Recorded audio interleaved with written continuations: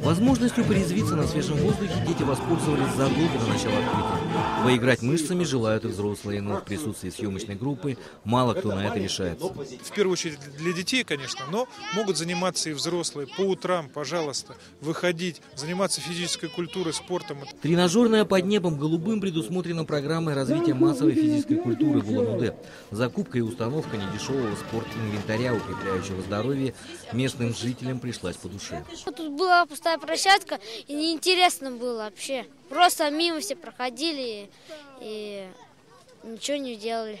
Теперь равнодушных нет. Учащиеся 9-й школы гуляют на площадке. Им даже не нужно объяснять принцип работы тренажеров. Дети работают с ними интуитивно, а главное правильно.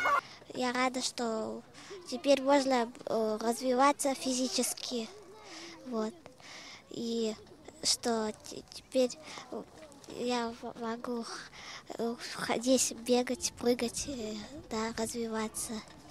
А как же быть с вандалами? Судя по рассуждениям ребятни, таковых среди них нет. А если кто и решится на такое дело, то им, по всей видимости, придется несладко. Я подойду, скажу, не ломайте. Люди старались, строили, много времени потратили, средств много потратили. В ближайшее время в Советском районе откроется еще одна спортивная площадка. Строители уже приступили к монтажу комплекта из 12 тренажеров. Юрий Атанов, Баяр Жигмитов, Женчевин, Амар Жаргал, Вести, Бурятия.